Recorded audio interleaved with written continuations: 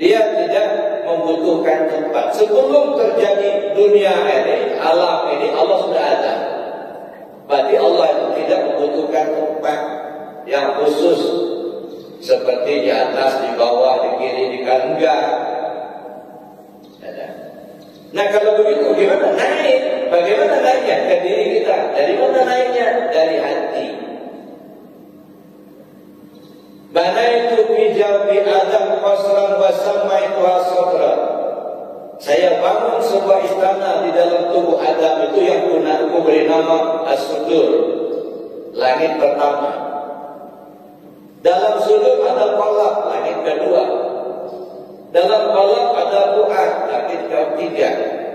Dalam Fuad ada Saqaf, langit keempat. Dalam Saqaf ada Luban, lapis kelima atau langit kelima. Dalam Luban ada Sir, langit keenam. Dalam Sir ada Sir, langit ketujuh.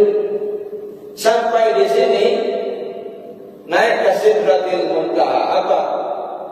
Ke lapis ke-8, Nur namanya. Sidratil Muntaha, kesadaran yang tinggi. Satrah, kesadaran yang tinggi. Nah, sudah sampai sebentar ketemu dengan Allah. Anallah la ilaha illa ana, kata. Assalamualaikum warahmatullahi wabarakatuh, Bapak Ibu yang dirahmati Allah. Sebelum kita menyaksikan kajian ini, mari kita bersolawat kepada Nabi Muhammad sallallahu alaihi wasallam. Allahumma sholli ala sayyidina wa maulana Muhammad wa ala ali sayyidina Muhammad. Selamat menyaksikan kajian Buya Muhammad Rusfi. Semoga berkah dan bermanfaat. Peristiwa Isra-nya ada pada surat Al-Isra ayat 1.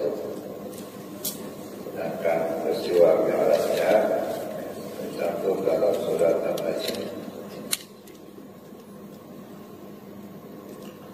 Al-Quran itu diturunkan Allah untuk menjadi petunjuk buat manusia. Pada bulan Ramadan, Al-Quran diturunkan untuk menjadi petunjuk buat manusia. Isra Mi'raj tercantum dalam Al-Quran. Al-Quran menjadi petunjuk buat manusia. Berarti Isra Mi'raj itu adalah sebuah petunjuk. Itu satu kesimpulan yang perlu kita ambil, kita pahami bahwa Isra Mi'raj itu adalah sebuah petunjuk. Nah, saya pikir inilah yang perlu kita temukan, apa petunjuknya, supaya kita tidak terbuai dengan cerita. Selama ini kita terbuai dengan cerita. Bahkan kalau kita peringati Isra dan Mi'raj, ujung-ujungnya masalah sholat. Saya pikir sholat itu adalah oleh-oleh. Kalau boleh saya katakan, sholat itu adalah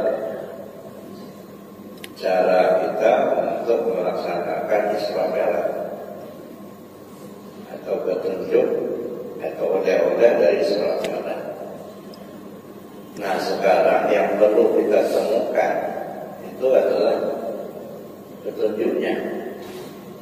Apa petunjuk dari peristiwa Isra Mi'raj ini, sehingga bisa kita terapkan dalam kehidupan kita.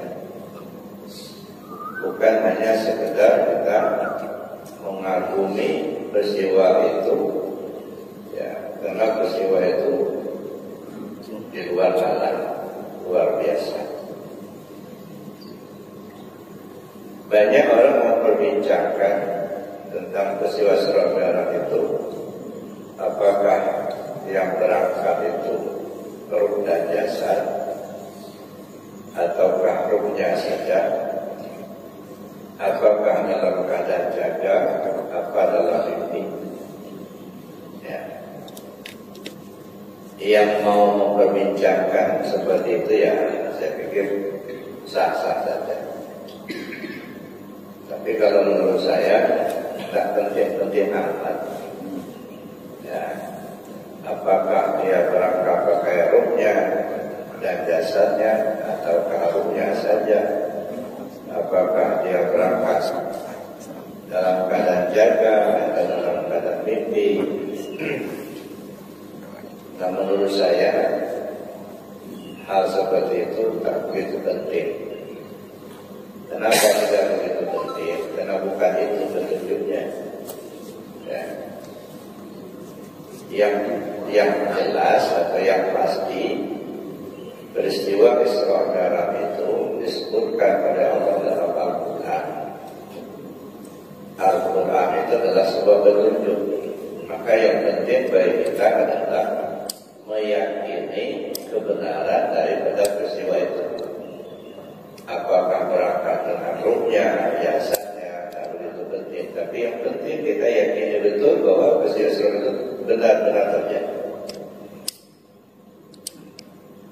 Nah, sebab kalau kita tidak percaya, yang peristiwa itu tidak percaya sama Al-Quran. Tidak percaya sama Al-Quran harus saya. Nah, jadi yang terpenting itu percayanya.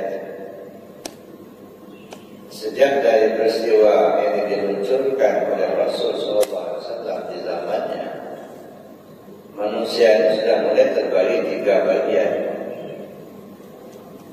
Ada yang percaya 100%, seperti Abu Bakar As-Siddiq radhiyallahu anhu dan sahabat-sahabat yang lain.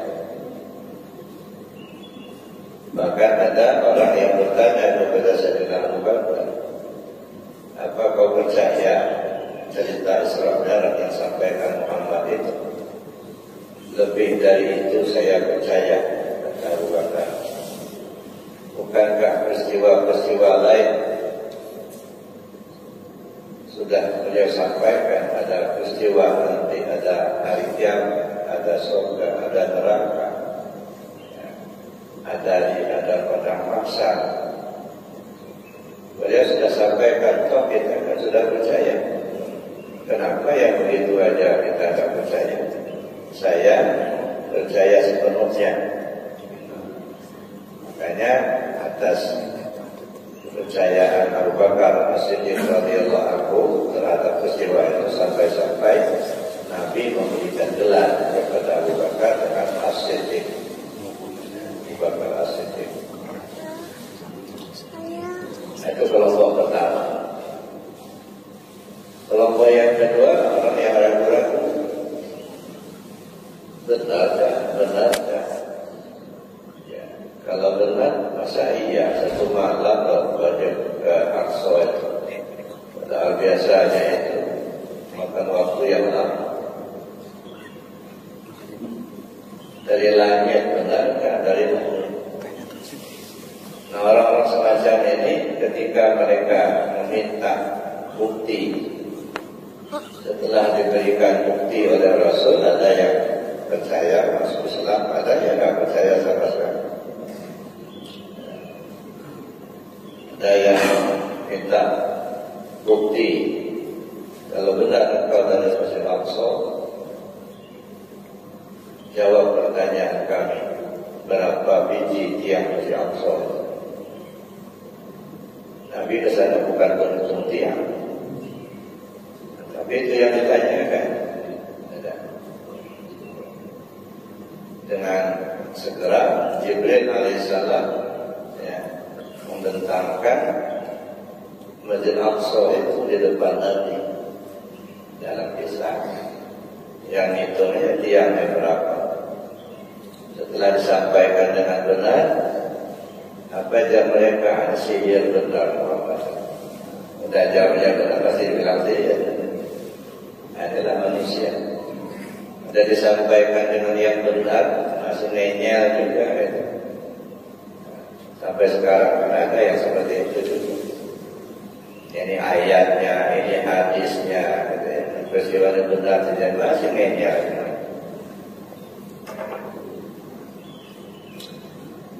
Ada di antaranya yang tidak percaya sama sekali.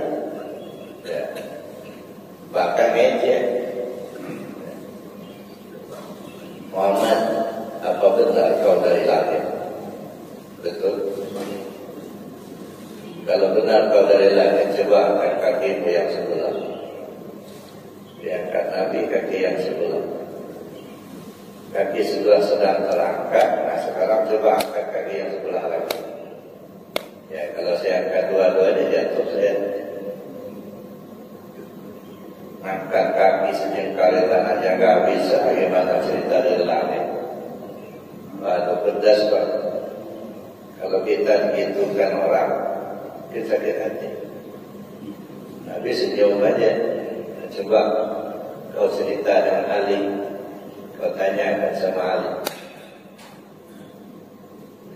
Datang orang itu ke rumah Sayyidina Ali, ketemu. Kebetulan Sayyidina Ali masih di rumah. Ali, ada apa?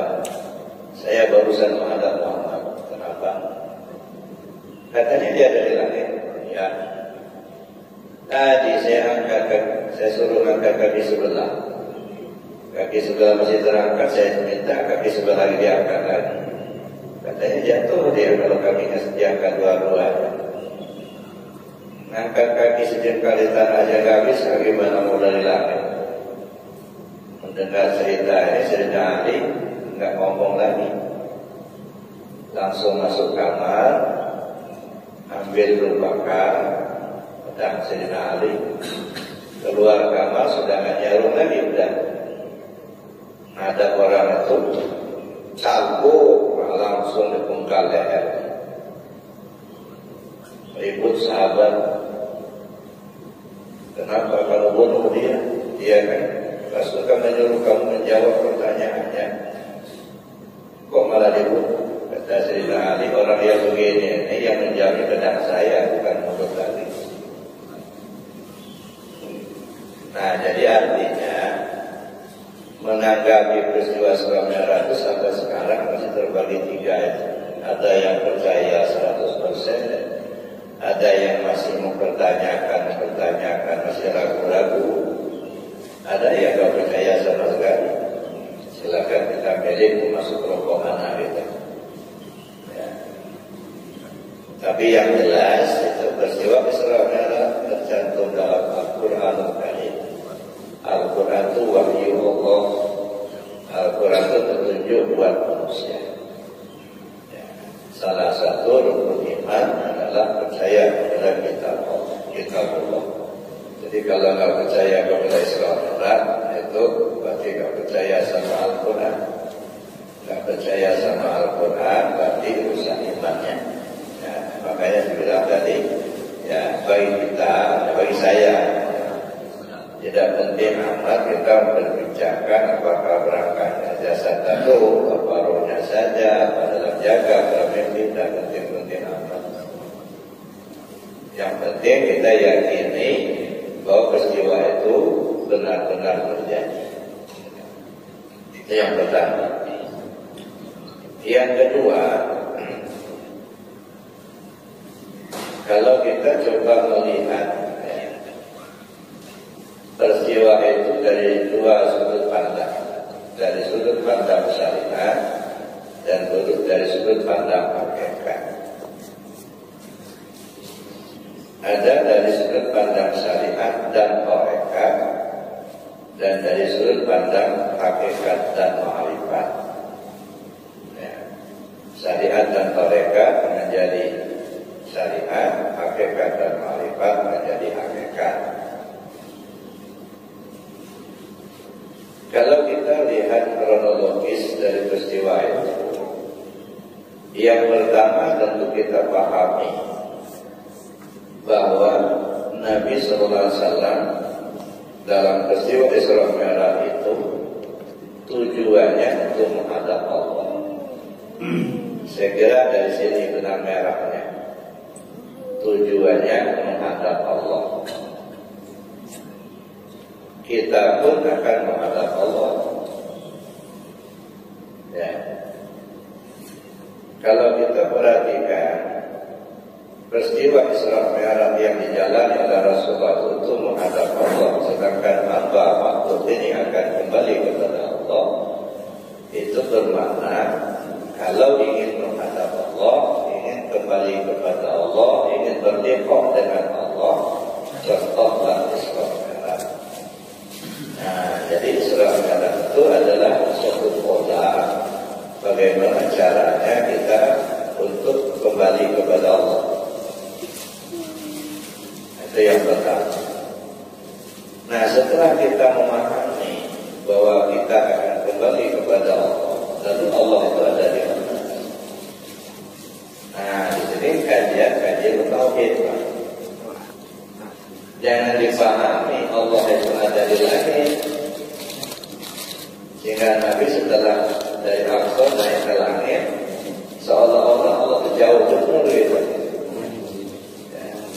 Dari Haram ke Aqsa baru naik ke langit 1, 2, 3 sampai 7 Sidratul Muntaha baru nyampe. Langkah jauhnya. Padahal Allah sendiri sudah menginformasikan bahwa wa fi anfusikum afala tubsirun. Dalam dirimu kenapa kamu tak lihat? Kalau bahasa tasawufnya, aku ada dalam dirimu, kenapa kau tak tahu? Berarti itu bukan Allah itu dalam kita. Namun aqrabu min hablil warid, kami itu terlebih hampir dari urat nadimu, dekat dengan itu. Wa huwa ma'akum aina ma kuntum, Allah itu bersama kamu dimanapun kau berada. Oh, kalau begitu ingin ketemu Allah, carilah di dirimu sendiri. Ingin menghadap Allah, ingin berdekat dengan Allah, carilah di dirimu. Jangan nyarinya di langit sana, kejauhan. Nah, tapi Isra Mi'raj bercerita dari Haram ke Aqsa, Aqsa ke langit. Bagaimana ini? Nah, makanya perlu kita pahami apakah dia dalam bahasa syariat atau dalam bahasa hakikat. Kalau bahasa syariat yang kita pakai, berarti Allah itu jauh benar. Kalau mau ketemu Allah, kita ke Aqsa dulu, baru naik ke langit. Sedangkan Aqsa sekarang ini bahasa Israel, jadi kita tidak bisa ketemu Allah. Maaf, pulang kosnya di sana. Nanti dilihat dalam bahasa hakikat. Apa saya katakan ini bahasa hakikat. Pertama, karena dalil-dalilnya Allah itu sangat dekat. Tapi aku sikum apabila tubsirun. Dalam dirimu kenapa kau tak lihat? Namun aqrabu min hablil warid, kami lebih hampir dari dirimu. Itu satu. Itu dasarnya bahwa kita perlu memahaminya dengan bahasa hakikat. Jadi bukan dengan bahasa syariat. Yang kedua, Nabi itu ketika di Aqsa itu ketemu siapa? Arwahnya para nabi, arwahnya para rasul, ketemu para malaikat, arwah ruh. Nah, berarti perjalanan ruh. Karena ketemu dalam arwah. Kalau diceritakan sampai di Aqsa disambut oleh gubernur, misalnya, atau wali kota Palestina misalnya, atau raja Palestina ketika itu berarti syariat. Ini enggak, yang ketemu itu para ruhnya para nabi, ruhnya para rasul, dan bertemu para malaikat. Nah, ini berarti perjalanan ruh. Begitu juga ke langit 1, 2, 3 ketemu Nabi Allah Adam alaihissalam, ketemu dengan Nabi Musa alaihissalam, ketemu dengan Nabi Isa alaihissalam. Nah, berapa orang rasul yang notabene-nya mereka juga sudah berpulang ke rahmatullah. Jadi ketemu siapa? Ketemu arwah. ini mengisyaratkan perjalanan ruh. Lalu kalau dipertanyakan apakah jasadnya berangkat? Nah, ini karena ini perjalanan ruh, karena ini merupakan kajian hakikat. Sekarang kita lihat apakah jasad itu ada apa enggak? Nah, kajian hakikat. Jasadnya ada apa enggak jasad? Jasad ini wujud bayangan. Ya. Kalau yang namanya wujud bayangan, yang punya itu pemilik bayangan. Nabi sendiri dalam riwayatnya kalau beliau di sinar matahari bayangannya nggak ada. Beda dengan kita, kalau kita kan nongol bayang-bayang kita. Ya, kalau Nabi nggak ada bayang-bayang. Jasad ini adalah wujud bayangan, bukan wujud berdiri sendiri. Nah, kalau kita bicara jasad ini adalah wujud bayangan, nanti yang wujud yang asli yang mana? Ya roh kita itu. Ya. Sehingga roh kita itulah yang disebut dengan muhdas batin. Nah, lalu bagaimana dengan jasad? Jasad ini pakaian di dunia. Yang ditemui siapa? Para arwah. Jangankan Rasulullah SAW, Habibullah, manusia termulia di bumi dan di langit. Lagian manusia biasa saja yang memang makomnya juga sudah masuk ke makom hakikat, sangat boleh jadi bisa seperti itu kalau Allah berkehendak. Ya. Ada satu cerita, ya, kisah di kampung itu di Troy, ya, itu ada namanya pekan. Kalau di kota ya namanya pasar tempel. Ya. Itu 2 kali seminggu, hari Minggu, hari Ahad sama hari Rabu. Setiap hari Ahad, hari Rabu itu ada pasar. Tapi kalau bukan hari Ahad, hari Rabu itu tidak ada pasar di situ. Ini maka dibilang pasar tempel. Ada seorang bapak yang kerjanya tukang cukur. Ini kalau hari pekan atau hari Minggu atau hari Rabu itu dia datang ke pekan bawa peralatan cukurnya, ya, untuk mencukur. Nah, baru dibentangkan alat-alat cukurnya itu, ya, pagi-pagi itu datanglah seseorang minta dicukur. Orang itu rambutnya gondrong, panjang rambut. Dia minta dicukur, ya, dicukur rata, bukan dibunting tapi dicukur habis. Nah, lalu orangnya dicukurlah sama si tukang cukur, baru selesai sebelah, karena kan sebelah dulu, baru kemudian sebelah. Baru selesai sebelah, orang ini ngomong, Pak, stop dulu. Kenapa? Saya ingin membantu orang sedang kebakaran di Arafah. Karena pada waktu itu orang sedang melaksanakan wukuf di padang Arafah. Nanti kalau saya tidur, jangan dibangunkan. Ya, tak tidur orang. Ya, si tukang itu nggak berani membangunin orang udah besar, jangan dibangun. Tunggu, ya, sampai setengah jam. Bangun dia.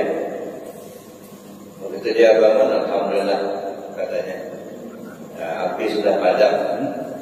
Tadi menyala-nyala api nggak bisa dipadamkan. Alhamdulillah sekarang sudah padam. Jadi secukup ini bengong aja. Benar nggak cerita ya? Orang nongkrong di sini kok ceritanya sudah memadamkan api kebakaran di padang Arafah. Nah, sebulan kemudian Ada orang kampung si tukang cukur itu baru pulang dari menunaikan ibadah haji. Ya namanya di kampung zaman dulu kan nggak ada namanya HP itu nggak ada. Ya, pokoknya kalau sudah berangkat ya sudah tinggal nunggu pulang aja. Kalau nasib baik, kalau enggak ya udah diazan ya. Ini mau turun dari rumah aja diazanin dulu itu. Saking itu artinya nggak tahu berita. Paling-paling berita di radio, kalau enggak dikasih tahu sama petugas. Nah kayak sekarang kan bisa teleponan, saat kita dulu kan. Jadi ceritanya sebulan kemudian pulanglah ada orang dari Mekah pulang dari menunaikan ibadah haji. Karena orang baru pulang dari Mekah, si tukang cukur tadi silaturahim lah sama ya orang baru pulang nih, namanya sekampung. Nah setelah ketemu ceritalah Pak Haji itu tadi. Kami Masya Allah katanya waktu di padang Arafah lagi hukum kebakaran. Kemah kami kebakaran. Kami sudah berusaha untuk memadamkan api dan juga pada untung ada orang kudu sebelah. Nah dia itulah yang memadamkan api. Sampai dia masuk ya ke apa namanya ke tengah-tengah itu nyiram-nyiramkan api sampai api padam. Alhamdulillah. Nah terbayanglah tukang cukur itu benar katanya cerita orang katanya. Ya. Ya ada orang lagi cukuran dengan saya katanya, nah, dia minta tunggu dulu ya. Karena ada orang kebakaran di Arafah, maksudnya berangkat yang besar. Jadi artinya ini kalau dalam bahasa tasawuf angkat jasad kepada ruh. Angkat jasad kepada ruh itu artinya ruhnya di mana ruhnya ada, jasadnya ngikut. Nyatanya orang di sana melihat ada orang lagi padamkan api yang duduk sebelah.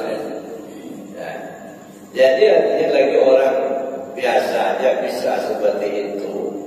Ya kalau menghadirkan jasad begitu ya. Apalagi Rasulullah. Tapi kan situasi dan kondisinya tentu disesuaikan. Ya. Bapak Ibu yang saya hormati. Jadi itu yang kedua, benang merahnya adalah Rasul itu ketemu dengan para arwah. Dia tidak ketemu dengan gubernur, tidak ketemu dengan raja Palestina juga. Nah, yang dia temui itu adalah arwahnya para nabi, arwahnya para rasul, arwahnya dan para malaikat. Jadi berarti perjalanan ruh. Ya. Karena jasad itu adalah bayangan daripada ruh. Bapak Ibu yang sama ini mengajarkan kita untuk mendalami ilmu tauhid. Ya. Di dalam ayat Al-Isra surat ayat 1 itu juga disebutkan asra bi abdihi, bukan asra abdahu. Ada ba di sana. Al-ba'u al-mujarid bermakna ma'iyah, berarti ada kebersamaan ya. Nah sebab kalau kita telusuri ya, dalam kajian tauhid, apakah keberadaan kita selaku hamba, selaku makhluk itu berdiri sendiri apa tidak? Allah menciptakan makhluk ya, saya pikir dia tidak berdiri sendiri, Pak. Ya, tidak bisa, tidak sama dengan kita bikin meja ini. Ya. Kalau tukang bikin meja, ya, tentu berdiri sendiri mejanya. Kenapa berdiri sendiri? Karena tukang bukan meja, meja bukan tukang. Ya. Itu terpisah. Tapi kalau Allah menciptakan hambanya, hamba tidak berdiri sendiri. Karena yang berdiri sendiri itu cuma Allah. Saya ambil contoh gitu ya. Ini bapak-bapak ini kan pakai baju. Bajunya kan macam-macam ya. Ada baju koko, ada baju kemeja. Dibentuk bajunya macam-macam. Ada baju apapun model bajunya, semuanya itu dari kain. Jadi baju itu artinya dari kain. Jadi kain menjelma menjadi baju, katanya. Jadi baju itu tidak terpisah dengan kain, kan? Satu. Kain itu dari apa? Dari benang. Ya. Benang bila benang disulam menjadi kain.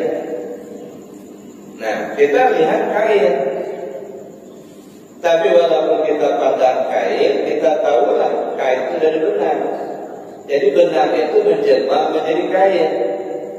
Jadi kain itu tidak terpisah dari benang. Jangan dikira kalau kain itu beda dengan benang. Ya kain itu, ya benang itulah. Nah, lalu kemudian benang itu dari apa? Dari kapas.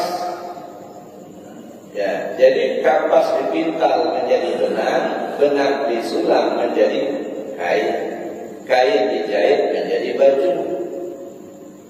Jadi kapas berwujud menjadi benang, benang berwujud menjadi kain, kain berwujud menjadi baju. Jadi baju itu ya kapas itulah. Tetapi karena wujudnya sudah berbeda, ya bukan kapas namanya, baju. Wujudnya sudah berbeda, bukan lagi kapas, benang namanya.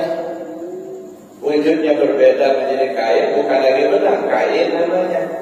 Tapi sesungguhnya benang itu ya kapas itu, kain itu ya benang itu, baju itu ya kain itu, gitu. Nah, jadi ini mengajarkan kita dalam kajian tauhid. Jadi kita tidak berdiri sendiri, yang berdiri sendiri hanya Allah. Itu poin yang ketiga. Lalu kalau kita lihat dari kacamata syariat dan tarekat, lalu nanti kita lihat lagi dari kacamata hakikat dan ma'rifat, peristiwa Isra Mi'raj apa? Kalau kita lihat dari kacamata syariatnya, itu perjalanannya dari Masjid Haram ke Masjid Aqsa. Haram itu di Mekah, ya. Aqsa itu di Palestina. Dua-duanya masih ada sampai sekarang. Itu perjalanan di bumi. Perjalanan di bumi itu apa? Nyata. Perjalanan yang nyata. Nah, terus dari Aqsa ke langit, langit itu baik. Nah, kalau begitu Rasulullah SAW ketika akan menghadap Allah, beliau menempuh dua macam perjalanan. Perjalanan zahir di bumi dan perjalanan gaib di langit. Oh, kalau begitu kita juga harus menempuh dua jalan kalau ingin kembali ke Allah. Perjalanan syariat zahiriyah dan perjalanan hakikat batiniyah. Kalau hanya ngejalan syariat aja gak ketemu Allah, enggak apa. So, syariat itu aturan. Ya, Allah itu yang bikin aturan. Jadi mau ketemu Allah pakai hakikat batiniyah. Makanya saya bilang, rajinlah kita sholat. Setiap sholat di awal waktu, pasti bacaannya, lama tumakninahnya. Sudah haji berulang-ulang, umroh tiap bulan, misal. Sedekahnya banyak. Puasa Senin Kamis gak putus-putus. Bagus. Memang harus begitu sebaiknya. Tapi kan itu syariat, Pak. Itu zahir. Aturan-aturan ini namanya taat aturan. Ya. Tapi apakah sudah ketemu Allah? Belum tentu. Apakah batinnya sudah benar? Belum tentu. Walaupun rajin secara syariat lahiriahnya, puasa Senin Kamis, salatnya benar di awal waktu, rajin salat tahajud, bagus syariatnya, benar syariatnya, tapi apakah batinnya sudah benar? Allah belum tentu. Kenapa? Karena ini dua hal yang berbeda. Syariat itu aturan, hakikat itu keyakinan. Antara aturan dan keyakinan dua hal yang berbeda. Banyak orang orang yang benar secara syariat tetapi tidak benar secara hakikat. Secara syariat benar, sholatnya di awal waktu, masih bacaannya, kan gitu kan. Ya. Tapi apakah kau merasa kamu yang sholat? Kalau kau merasa kamu yang sholat, berarti hakikatnya gak benar. Masih syirik itulah. Ya. Bagaimana ceritanya kamu yang sholat, fasilitas yang kau pakai itu punya Allah kok? Kau berdiri pakai kodrat Allah, kau punya kemauan untuk sholat iradatnya Allah, kau bisa baca ini dan itu ilmunya Allah, kau bisa melihat dengan basar Allah, kau bisa mendengar dengan samanya Allah, yang punya kau mana? Kok merasa kamu yang melaksanakan itu? Nah, berarti tujuan untuk ibadah sholat belum tercapai.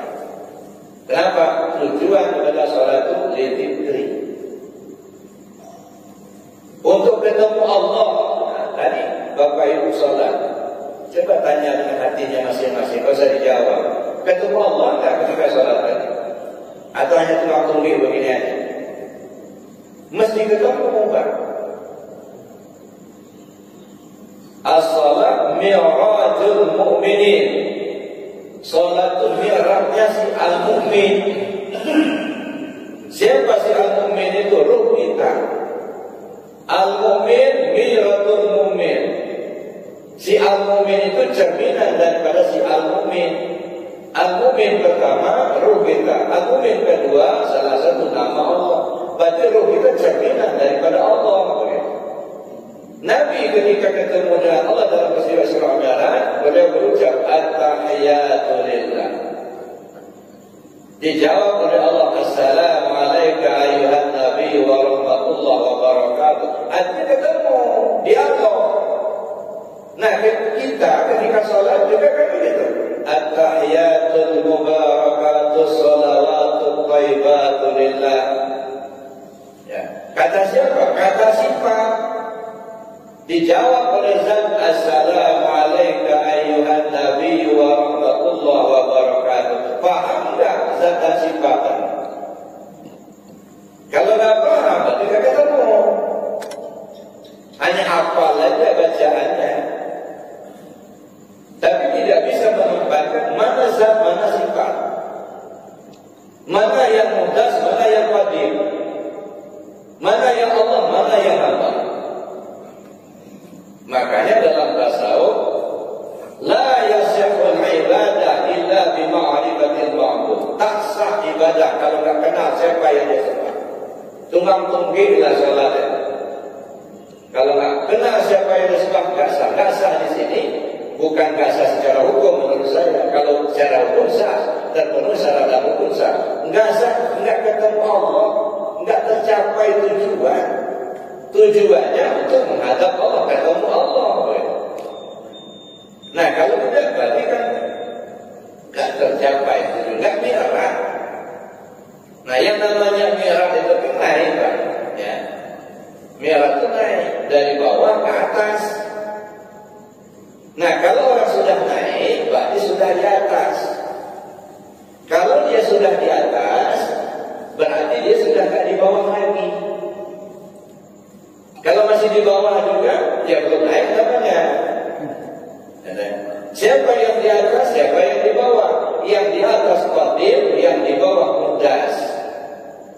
Ketika dia sudah di atas, naik kepada qadim. Kalau sudah naik pada qadim, hilang mudas.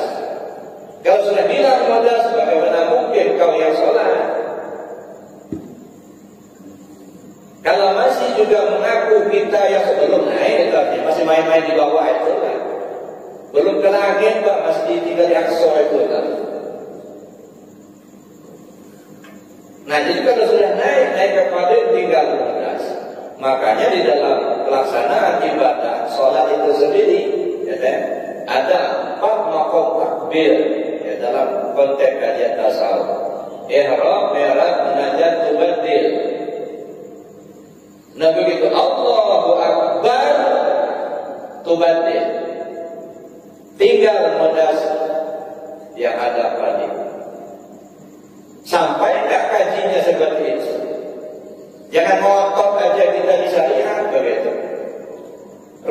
tinggi kita Pak, hanya main-main di bawah aja nggak pernah naik ya. Begitu kita kaji ke atas terlalu tinggi kajinya. Sebenarnya bukan tinggi kitanya yang nggak pernah naik. Jadi Bapak Ibu yang saya hormati itu diantaranya. Lalu kita lihat lagi, ya, dalam konteks kajian tarekat, siapa yang berangkat? Muhammad berangkat sama siapa? Sama Jibril. Ya. Siapa itu Jibril? Pembimbing Nabi. Jadi pada saat peristiwa Isra Mi'raj itu diperagakan Jibril selaku pembimbing Nabi. Oh, kalau begitu kita juga kalau malu harus ada pembimbing, Pak. Satu syaratnya. Gak bisa kita ujuk-ujuk sendiri merasa pintar, merasa bisa. Gak ada pembimbing, gak bisa. Ya, makanya kata Syekh Muhammad Amin Al-Qudhi, wajib bagi seorang hamba yang ingin usul kepada Allah mendapatkan seorang guru pembimbing yang dapat membimbing ruhaniahnya usul kepada Allah. Wajib. Kenapa wajib? Karena wajib kembali ke Allah. Di tengah yang tidak bisa sampai tanpa pembimbing. Mala yatimul wajib illa bi bahwa wajib, sesuatu kewajiban tidak akan sempurna melainkan dengan sesuatu yang lain, maka sesuatu yang lain itu hukumnya wajib juga. Kembali ke Allah wajib. Di tengah yang tidak bisa kembali tanpa pembimbing, wajib mencari seorang guru pembimbing, hukumnya wajib juga. Bukan sunnah, wajib. Ya. Jadi Jibril itu adalah pembimbing Nabi. Ya. Lalu pakai apa? Pakai burak, kendaraan. Dalam bahasa tarekat, setelah kita menemukan seorang guru pembimbing, dalam bahasa tarekatnya mursyid, ya sebelum berangkat itu apa? Dibelah dadanya dulu. Dibelah dadanya, dada fisik, ya dikeluarkan jantung. Jantung itu lambang hati, bersih-bersih dulu, bersih lahir, bersih batin. Dibelah dada. Nah, dalam bahasa tarekat apa? Talqin zikir. Ya, talqin zikir itu ibarat membelah dada, mengeluarkan jantung, membersihkan lahir batin. Nah, talqin zikir. Nah, setelah dibelah dada Nabi oleh Jibril, apa yang dilakukan Jibril? Mendatangkan seekor burak. Burak itu untuk apa? Kendaraan untuk berangkat. Nah, begitulah kita dalam tarekat. Setelah talqin zikir, dikasih amalan zikir la ilaha illallah. Nah, itu buraknya, Pak. Tetapi dikisahkan burak yang ditunggangi Nabi itu adalah burak yang dipakai, yang ditunggangi oleh rasul-rasul sebelum aku, kata Nabi. Apa yang ditunggangi oleh para rasul sebelum Nabi Muhammad? Satu, la ilaha illallah. Itu buraknya. Cuma sepeninggalan Nabi Allah Isa alaihissalam, tauhid ini tidak dipakai orang lagi, Pak. Kalimat itu sudah ditinggalkan orang. Orang sudah menyembah berhala, patung, matahari, menyembah api, enggak bertauhid lagi. Maka dikisahkan ketika Jibril mengambil burak itu dalam keadaan kurus.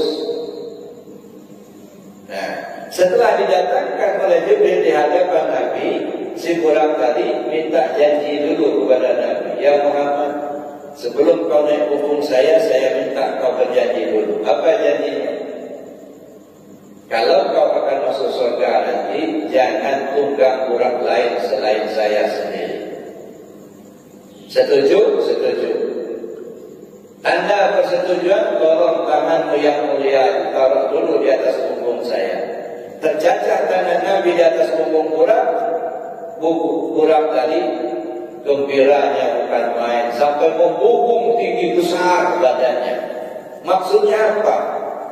Kalau kau akan masuk surga nanti, jangan tunggang burak lain selain saya. Artinya apa?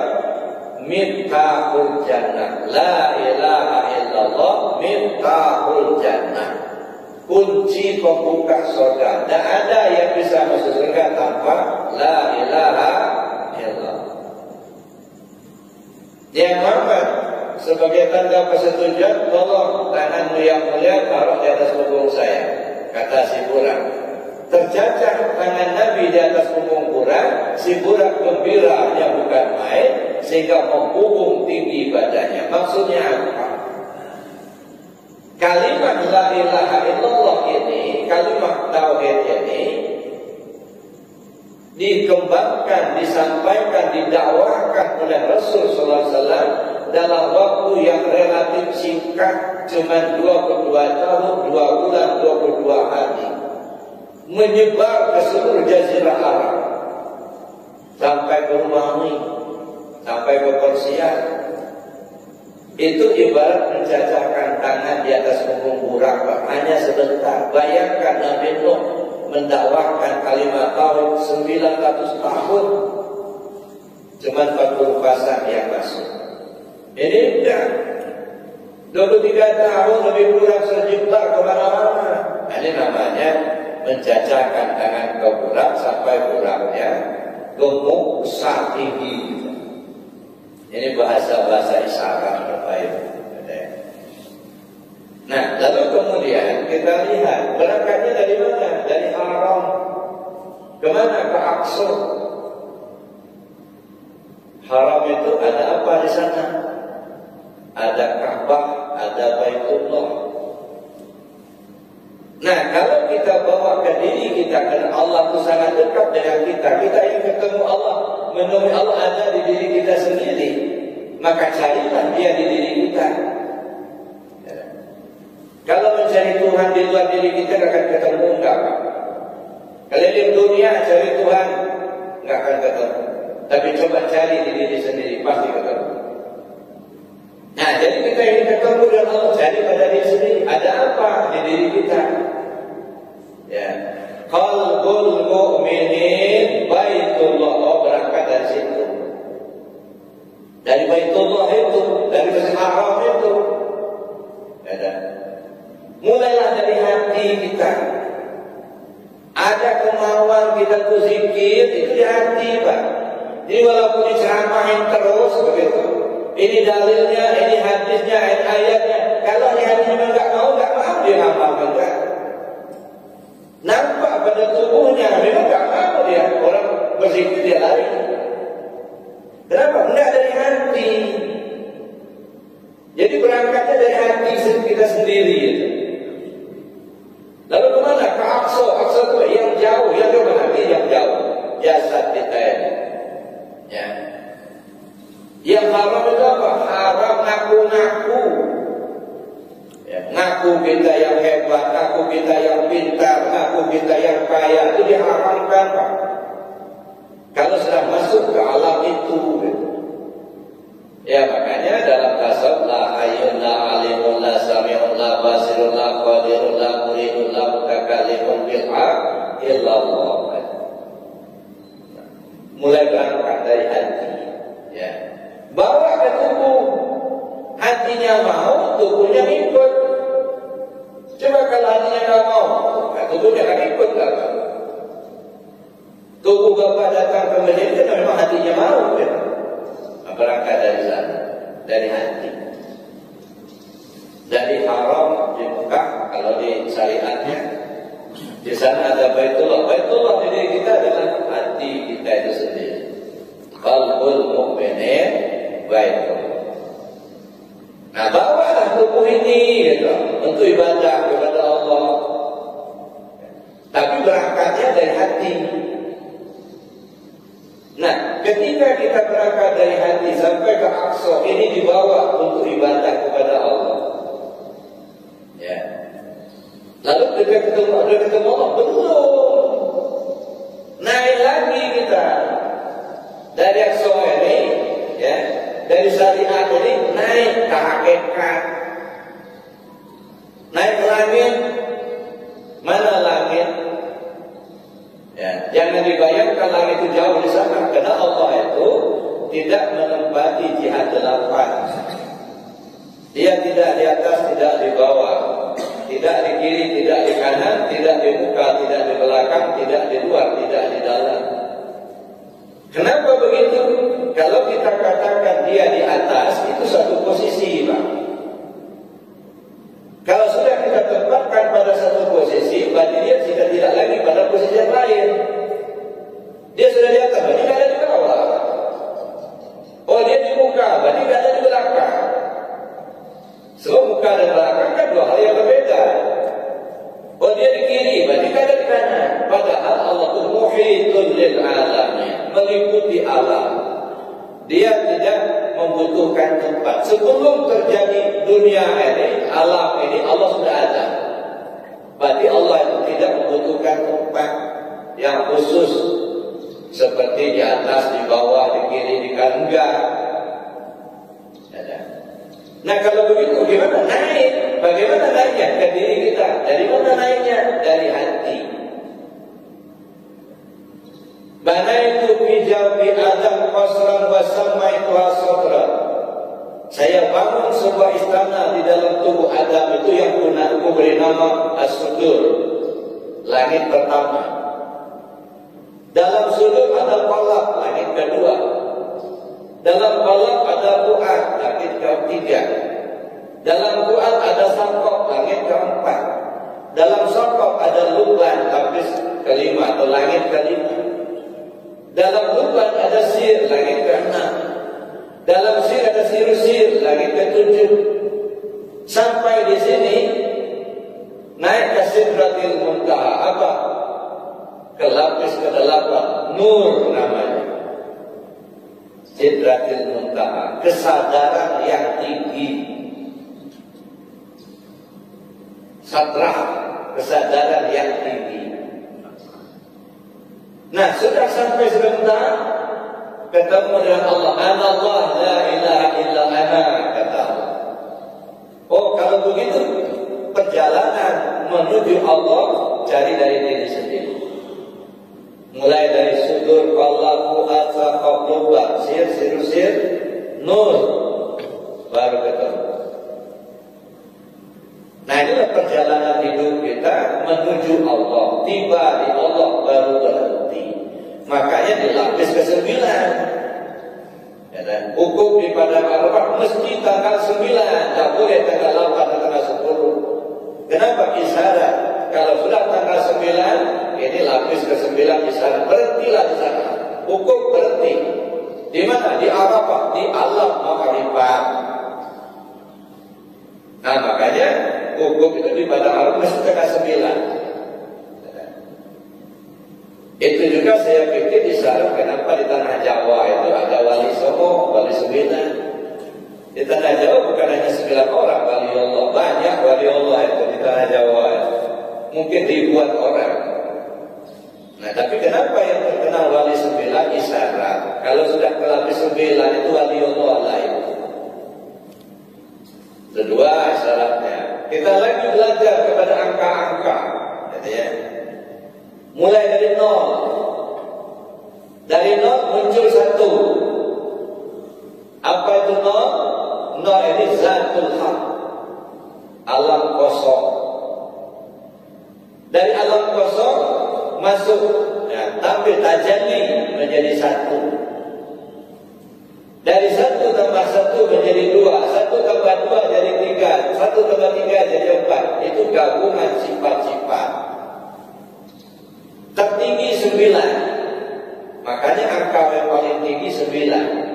Ya, setelah sampai 9 muncul 1 sifat.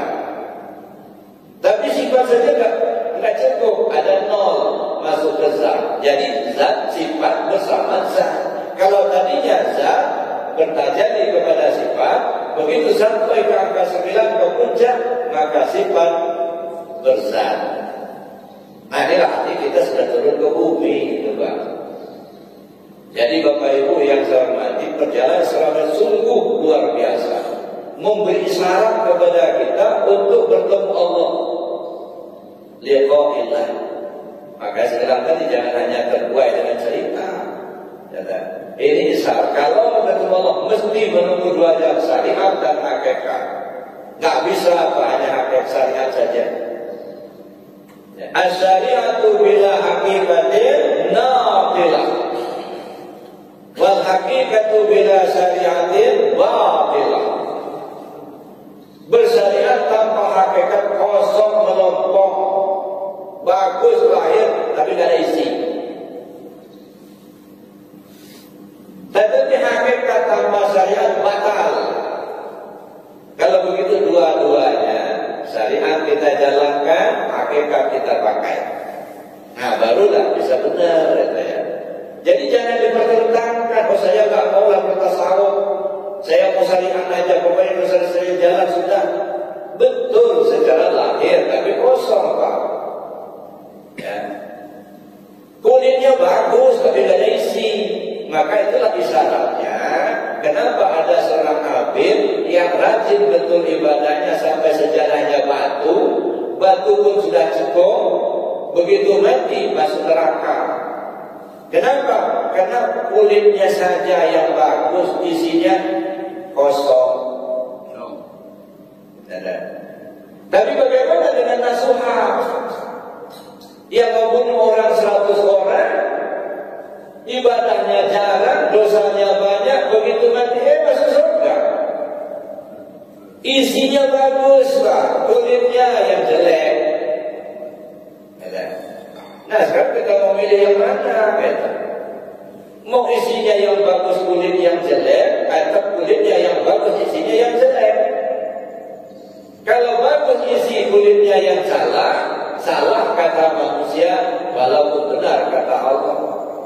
Itu benar secara hakikat, salah secara syariat. Tetapi kalau kita bagus secara syariat tapi tidak ada isi di dalam, benar kata manusia, rajin benar Bapak itu taat betul ibadah, tapi kosong di dalam Pak.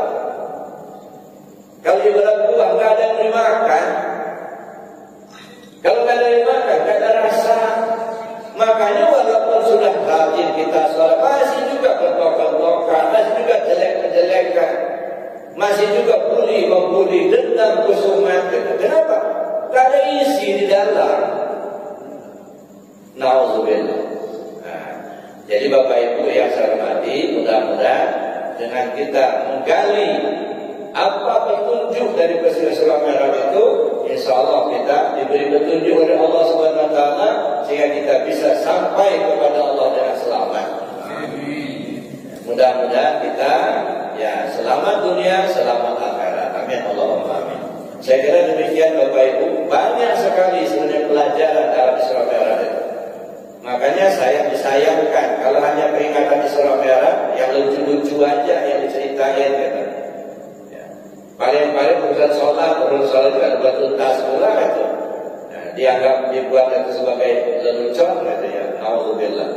Padahal petunjuk yang sangat berharga untuk kembali kepada Allah. Ya. Cuma kadang-kadang kita lupa Pak untuk mencari petunjuknya itu. Entah lupa atau memang kita nggak ngerti gitu. Atau memang Allah akan kasih petunjuk. Ya, mudah-mudahan sekali lagi kita berharap mudah-mudahan Allah memberikan petunjuk pada kita sehingga kita bisa selamat dunia, selamat akhirat. Amin Allahumma amin. Saya kira demikian Bapak Ibu yang dapat saya sampaikan. Nah sebelum diakhiri kalau memang ada waktu, ada yang bertanya silakan. Kalau nggak ada syukur. Nggak ada. Nggak ada, paham semua ya, alhamdulillah. Ibu-ibu mau tanya?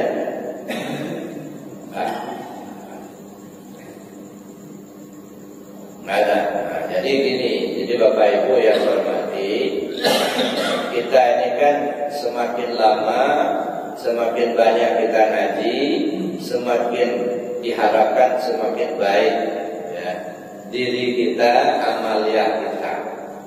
Ya, saya pikir akan sangat sia-sia kita kalau hanya dengar-dengar ceramah tapi tidak kita praktekkan.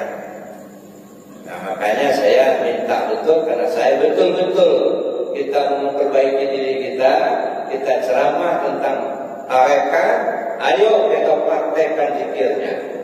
Percuma kita ceramah tentang tarekat kalau kita tidak amalkan. Nah, makanya terus terang Bapak Ibu di tempat lain juga begitu. Saya kasih tahu, kalau tidak mau melaksanakan zikirnya, lebih baik saya mundur. Cari ustaz yang lain. Apa? Kita bukan untuk membuang-buang waktu, bukan hanya nambah-nambah pengetahuan bagaimana memperbaiki diri kita dengan amal yang zikir. Nah, jangan dikira zikir itu hanya siapa yang mau saja, Pak. Maka saya katakan zikir itu kebutuhan semua orang. Zikir itu perintah Allah dan Rasul, gitu ya. Dan itu imanakum bikasrati qauli la ilaha illallah. Berimanmu dengan banyak menyebut la ilaha illallah. Itu ajaran Rasulullah. Cuma kadang-kadang kita ini kurang yakin, Pak. Ya, sehingga kita masih juga nolak, gitu. Masih juga menyel, gitu. Ya, tapi nggak apa-apa. Ya. Wadrib bi'asakal hajar bang fajarat min husnata asharata aina. Pukulkan tongkatmu itu ke batu yang keras itu. Insya Allah dia akan memancarkan 12 mata air. Ya. Mana tongkat? Alat untuk berdiri. Siapa yang berdiri? Tauhid. Mana tongkatnya? Alatnya la ilaha illallah. Mana batu yang keras? Nih hati yang keras. Jejalin terus. Ya. La ilaha illallah. Sering-sering dipukul batu yang keras ini, insya Allah dia akan mengeluarkan 12 mata air. Ya. Pampajarat min husnata asyarata air. Muncul mata air mengalir sampai ke mata. Gampang nangis. Ya. Mendengar orang baca Al-Quran, netes air mata. Melihat orang tawaf di Ka'bah saja lewat TV aja mulai terharu, netes air mata, cengeng. Nah, itu menunjukkan ada mata air yang sudah mengalir ke mata. Ya, ada yang mengalir ke pikiran kita. Ya, lurus kita berpikir. Ada yang mengalir sampai ke tulang kita, sampai ke daging kita. Lunak, tubuh ini telah ibadah. Ya, nah itu makanya pukulkan dengan kuat, ya, tongkat itu ke batu yang keras itu. Summa qasat qulubuhum min ba'di dzalika fahyakal hijarati aw asadu qaswa. Kemudian hati mereka keras membantu, bahkan lebih keras lagi dari batu. Batu yang keras tidak cukup dipukul dengan hanya pukulan sederhana, apa? Harus dipukul dengan kuat. Ya, makanya zikirnya harus keras. La illallah, la illallah, dengan keras. Ya. Jangan segan-segan, jangan malu-malu. Kadang-kadang kita malas. Allah. Kapan mau pecah hati yang keras itu? Ya. Kayak mau kayak enggak aja ya. Batunya keras, pukulnya lembut, ya enggak pecah-pecah. Ya kan? Nah, mesti dengan semangat. La ilaha illallah, la ilaha illallah. Gemuruh zikir di masjid. Jangan malu-malu zikirnya. Kita ini masih mikir-mikir gak enak sama kawan. Ada juga yang berpikir, udah kalau mau zikir itu ke apa aja, jangan di sini. Lah, emangnya milik apa berzikir? Ini milik Allah itu. Di mana saja, kapan saja, siapapun. Disuruh oleh Nabi, jadidu imanakum bikasrati qauli la ilaha illallah. Perbarui imanmu dengan banyak sebut la ilaha illallah. Kalau percaya sama Nabi, itulah salah satu ajaran beliau. Nah, kalau masih ngeyel juga betul nggak percaya sama Rasul, rusak imannya. Ya, saya kira itu Bapak Ibu, mudah-mudahan sekali lagi kita minta dan Allah beri petunjuk pada kita. Amin. Allahumma amin. Mari kita tutup dengan doa dan kafaraat. Bismillahirrahmanirrahim. Allahumma inni astaudi'uka ma 'allamtani waqtuhu ilayya 'inda hajati wa la tansani ya rabbal alamin. Subhanakallahumma wa bihamdika asyhadu an la ilaha illa anta astaghfiruka wa atubu ilaik. Assalamualaikum warahmatullahi wabarakatuh.